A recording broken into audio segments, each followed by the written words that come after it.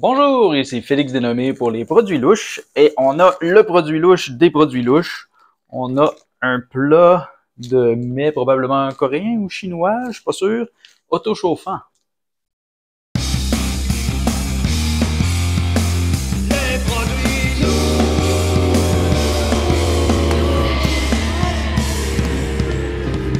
avec Félix Dénommé.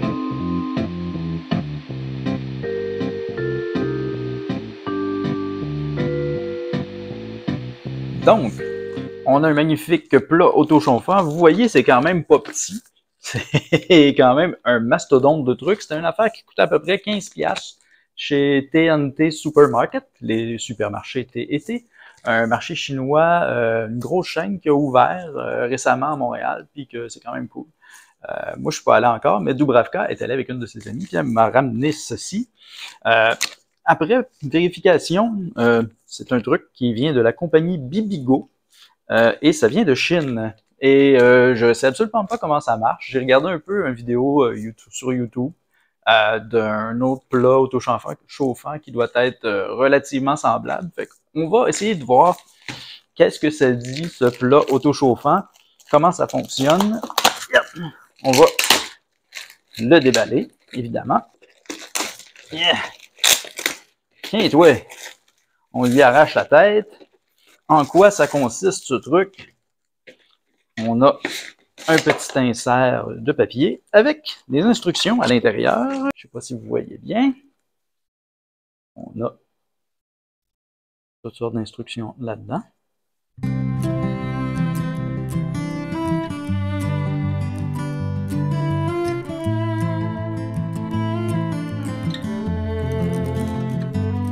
Pendant que vous étiez sur pause, pendant que on faisait une petite transition, eh bien, on a regardé avec Google Translator parce que, je sais pas si vous avez bien vu, mais les instructions sont en chinois et malheureusement, on parle pas chinois. Fait que, on va y aller étape par étape. Fait que, les étoiles, l'étape numéro 1 nous dit de sacrer tous les ingrédients dans le truc. On a ce que je crois être des nouilles, des ustensiles, ça va être de la sauce, je dirais. On a une espèce de petit chaudron. J'imagine qu'on met tous les ingrédients là-dedans. Un œuf ou un demi-œuf emballé sous vide. Qu'est-ce qu'on a? Je suis pas certain de ce que c'est. Il y a des étoiles. Probablement encore de la sauce. Encore de la sauce? Encore de la sauce. Et puis, ce que je crois être des tteokbokki. Je suis jamais sûr de ce que c'est exactement des tteokbokki, mais... Et la pochette de chauffage. Les produits louches. On a encore fait un petit break, histoire de traduire qu'est-ce qu'il y a là-dedans, parce que je suis allergique aux fruits de mer. Fait que ça aurait pu être, qui sait, désastreux si j'avais mangé des trucs en chinois, qu'on sait pas trop ce que c'est. Fait que, on a regardé un peu tout avec Google Translate, et on a ici quelque chose que c'est du surimi, je crois. Et on n'est pas trop sûr si c'est pas fait de crabe, alors bye bye. Mais on va faire tout le reste. Donc, ça dit de prendre tous les ingrédients puis de les sacrer dans le petit bol. Fait que la première étape serait les tteokbokki, que je me suis fait dire que c'était des rice cakes, des gâteaux de riz. Ensuite de ça, les nouilles. Et je fous le bordel, oui. Ah, doublement emballé, merci la Chine.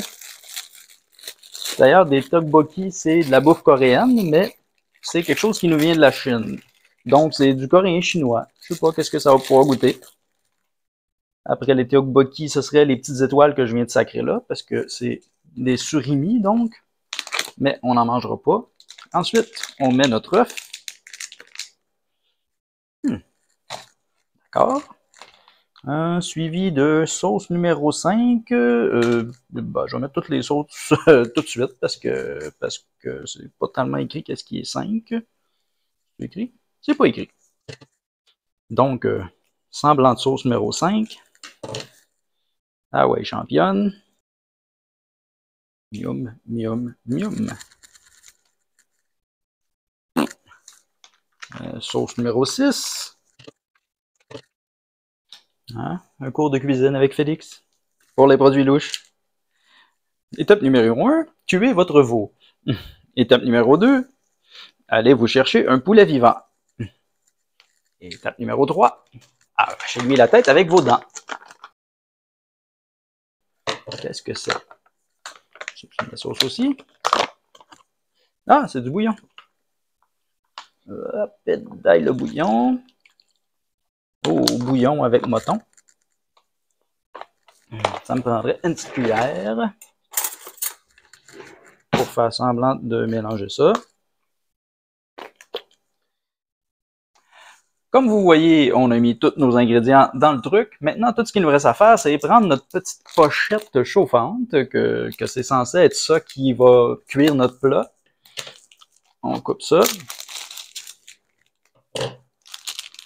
Ça ressemble un peu au truc qu'on met dans nos poches l'hiver, que j'ai jamais essayé. Mais en tout cas, on met ça dans le pot. Et on va mettre l'eau, puis il faut peut-être le briser ou quelque chose. Il me semble que j'avais vu ça dans l'autre vidéo. Il faut peut-être le taper. On va le taper. Je sais pas si ça va fonctionner. Et là, on mettrait de l'eau dedans. 240 ml d'eau. Glou, glou, glou. Voyons voir si ça va faire une réaction. Il y a des petites bulles. Ça fait pas grand-chose.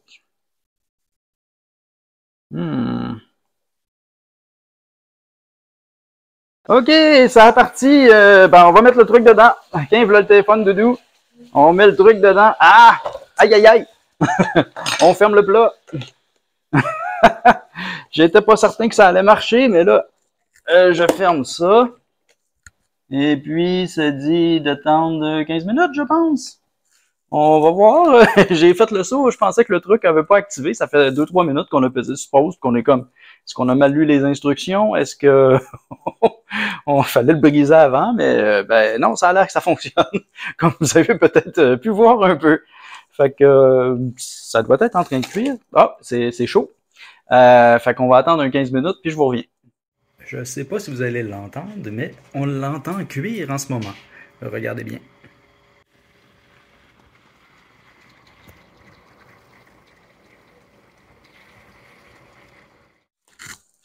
Eh bien, ça fait 15 minutes que ça bouille. Fait que, en principe, c'est prêt. Essayons de ne pas nous ébouillanter.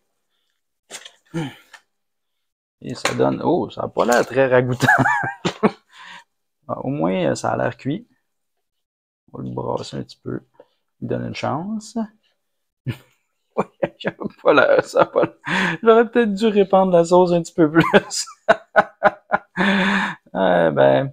Je suis un peu déçu par la quantité de nourriture. Le plat est tellement gros que je pensais qu'il y aurait plus de bouffe que ça. En fait, on pensait, moi et Doudou, manger là-dessus, mais surtout que ça coûte 15$. 15$ pour un lunch tout seul, ouais. C'est le temps du test du goût. Vous avez vu de quoi ça a l'air. Ah, on a des ustensiles, bougez pas. On va ouvrir les ustensiles. Tant qu'à avoir le kit. Ah! Petite cuillère, des petites baguettes antidérapantes. Ah, c'est cute. Il y a des petits plastiques. OK, on s'essaye ça.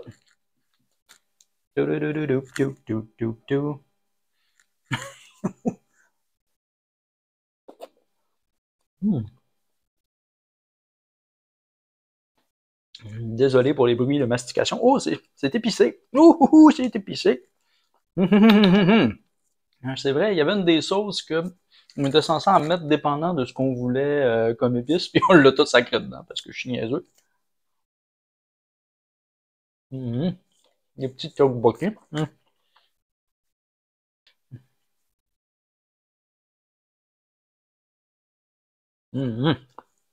C'est pas mal bon. Ça pour ça, en tout cas, c'est bon.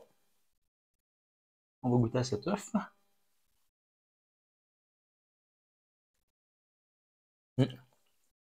C'est merveilleux. Les produits louches! Au final, notre magnifique bol autochauffant, c'était pour nourrir 2 personnes. On était, moi et ma femme, et on a bien mangé tous les deux. C'était à la fois épicé et sucré. C'était très bon.